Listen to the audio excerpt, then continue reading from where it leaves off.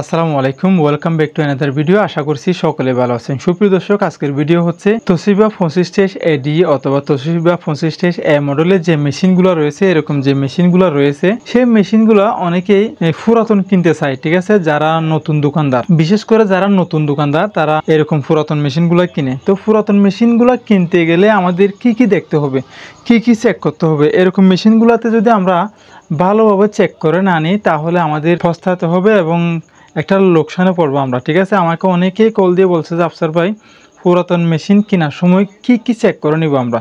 তো আজকের ভিডিওতে পুরোপুরি আপনাদেরকে দেখাবো। আমি একটা সাজেস্ট করবো, আপনারা পুরাতন মেশিন, যারা নতুন দোকানদার, আপনারা পুরাতন মেশিন কিনবেন না। যদিও পুরাতন মেশিন কিনেন তাহলে একটা সমস্যাতে পড়বেন।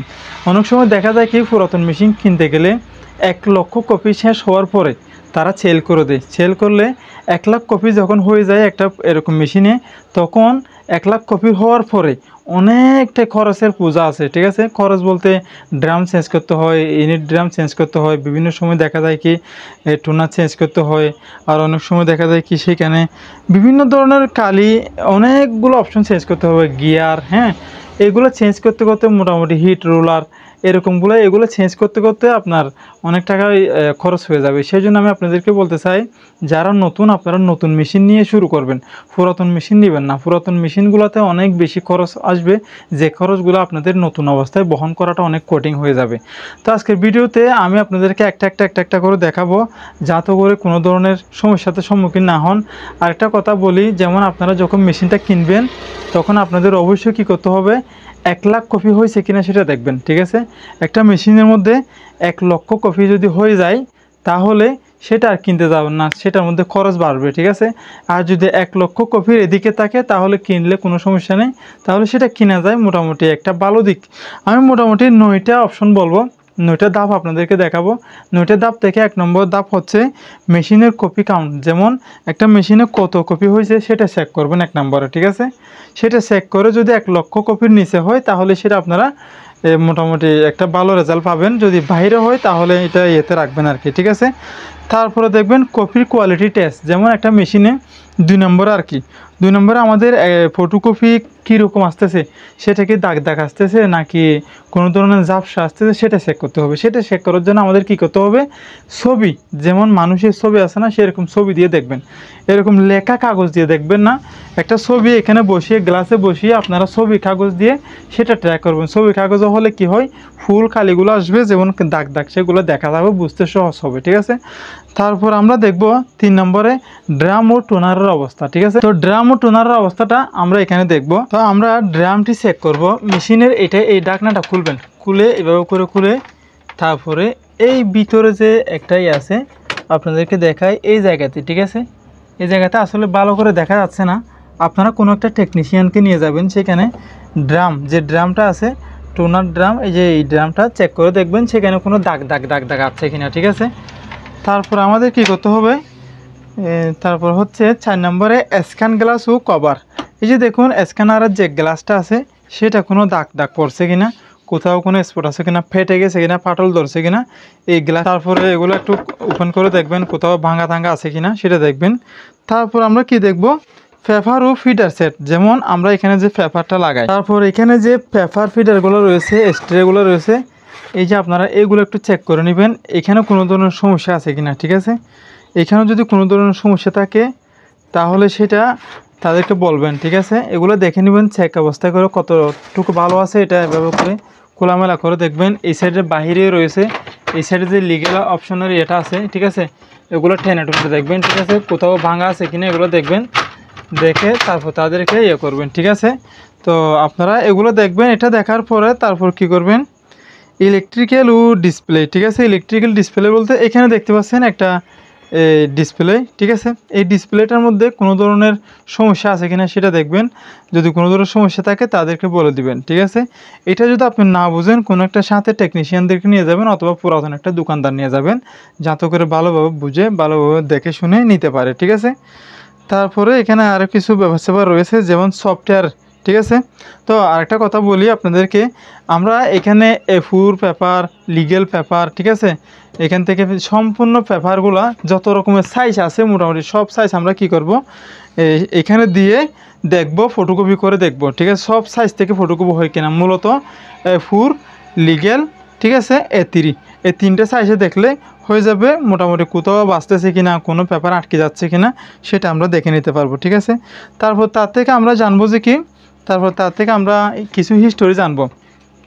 হিস্টোরি বলতে কি, যেমন সেই মেশিনটা কোথা থেকে কিনছে, কোন জায়গা থেকে কিনছে এবং কতদিন ইউজ করেছে, সেরকম একটা হিস্টোরি তার থেকে জিজ্ঞেস করবেন, ভাই এটা ইউজ করলে কেমন হবে, এরকম। তো আমরা তার থেকে, যার থেকে আপনি পণ্যটা কিনবেন তাকে বলবেন যে ভাইয়া মেশিনটা কোথা থেকে কিনছেন, একটা হিস্টোরি আপনি জানার চেষ্টা করবেন। মোটামুটি যে হিস্টোরিতে সম্পূর্ণগুলো জিজ্ঞেস করবেন যে ভাই কয় বছর হয়েছে, আমাকে ওয়ারেন্টি দিতে পারবেন কি না। অবশ্যই ওয়ারেন্টি নিয়ে নেবেন, আর অন্ততপক্ষে 3 মাস 4 মাস তো দিবে, ঠিক আছে।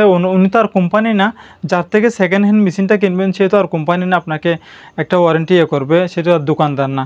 সে মূলত একটা সেকেন্ড হ্যান্ড মেশিন বেচা কেনা করার সময় 2-3 মাস দিয়ে থাকে, তো সেটা নিয়ে নেবেন ওয়ারেন্টি। তারপরে তার হিস্টোরিটা জেনে সে কোনো মালামাল এখানে চেঞ্জ করছে কিনা, যদি কোনো মালামাল এখানে যদি সে চেঞ্জ করে, তার থেকে জিজ্ঞাসা করবেন ভাই আপনি কোন মালামালগুলো চেঞ্জ করেছেন, সেটা জিজ্ঞাসা করবেন। এই মেশিনগুলোতে এমন একটা সমস্যা হয়, যেমন পুরাতন যে সর্বপ্রথম অবস্থায় নতুন যে মালগুলো থাকে, সেই পণ্যগুলো যখন চেঞ্জ করা হয়, চেঞ্জ করলে এর প্রত্যেকে একটা ঝামেলা বাড়ে, ঠিক আছে। একটা মেশিনের পুরাতন নতুন জিনিসের সাথে, যেমন নতুন একটা আমি গিয়ার কিনছি, সেই গিয়ারটার সাথে আর পুরাতন গিয়ারের সাথে ম্যাচিং না হওয়ার কারণে কটকট কটকট শব্দ করে বিভিন্ন ধরনের প্রবলেম মোটামুটি পড়তে হয়। এই যে আমি কিছুদিন আগে অনেক টাকা খরচ করলাম এই মেশিনের কিছু পার্টস পাল্টিয়ে, আরও ঝামেলায় পড়ছিলাম। সেরকম ঝামেলাতে যেন আপনারা না পড়েন, সেদিক থেকে আপনাদের একটু এড়িয়ে চলতে হবে। আর আপনারা যারা এরকম পুরাতন মেশিনগুলো নেবেন, ঠিক আছে, এটা দেখে শুনে নেবেন। আর একটা কথা আপনাদেরকে আমি বলি, একটা পুরাতন মেশিন যদি মার্কেটে 60,000 টাকা হয়, ঠিক আছে, সেই মেশিন থেকে আপনি 4 ভাগ করবেন টাকাকে, 60,000 টাকাকে আপনি 4 ভাগ করবেন, 4 ভাগ করে সেখান থেকে 1 ভাগ টাকা দিয়ে আপনি মেশিনটার দাম করবেন, ঠিক আছে। আর 3 ভাগ টাকা কী করবেন, ফেলে দিবেন। যার কারণে এগুলো সেকেন্ড হ্যান্ড। যেদিন থেকে আপনি কিনবেন তারপর থেকে আপনার থেকে কী দিতে হবে, তারপরের দিন থেকে আপনার থেকে একটা খরচের বোঝা বহন করতে হবে মোটামুটি, ঠিক আছে। সেই জন্য আপনাদেরকে বলছি, আপনারা যদি পারেন পুরাতন মেশিন থেকে এড়িয়ে চলবেন, ঠিক আছে। আপনাদেরকে টেকনিশিয়ানরা, বিভিন্ন মানুষেরা অনেক কথা বলবে, এটা কিনেন এটা কিনেন, এগুলো আমি অনেক কিনেছি, অনেক বিক্রিও করে দিয়েছি, বাট সুবিধা নাই। আমি নতুন মেশিন কিনছি, নতুন মেশিন কিনে 1 বছর আমার হাতও দিতে হয় নাই। 1 বছর অন্তর অন্তর আমার এই মেশিনের দামটা চলে আসছে। আমি জানি এই মেশিনের কত টাকা উঠছে, কত টাকা আমি কামাইছি, ঠিক আছে। এখন আমার মেশিনে প্রায় 4 লক্ষ কপির উপরে, 4 লাখ কপির উপরে কাউন্ট হয়েছে, ঠিক আছে।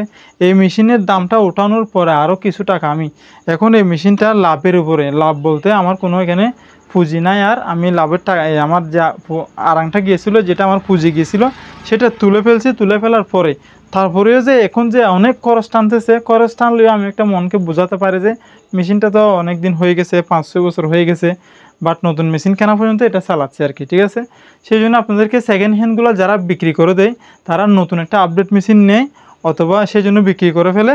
আর নয়তোবা কী করে, দোকান ছেড়ে দিলে তারা বিক্রি করে ফেলে। আর নয়তোবা বেশি খরচ টানলে বিভিন্ন পার্টস যখন চেঞ্জ করে, হিট রোলার চেঞ্জ করতে হয়, ড্রাম চেঞ্জ করতে হয়, টোনার চেঞ্জ করতে হয়, গিয়ার চেঞ্জ করতে হয়, এই সমস্ত জিনিসগুলো যখন বেশি চেঞ্জ করতে হয়, তখন কী করে, এটা সেল দিয়ে আর একটা নতুন নিয়ে ফেলে। সেই জন্য তার বোঝাটা আপনারা বহন করতে যাবেন না, অন্যজনের বোঝা আপনার মাথায় এনে চাপাবেন না। সেই জন্য এগুলো দেখে শুনে, যেগুলো আমি গাইডলাইন আপনাদেরকে দিয়েছি, সেগুলো দেখে দেখে দেখে দেখে আপনারা করবেন। প্রয়োজনে অনলাইনে চার্জ দিবেন, মেশিনগুলো কীভাবে পণ্য মালামালের ইয়েগুলো চার্জ করে দেখবেন, বিভিন্ন জায়গা থেকে জিজ্ঞেস করবেন।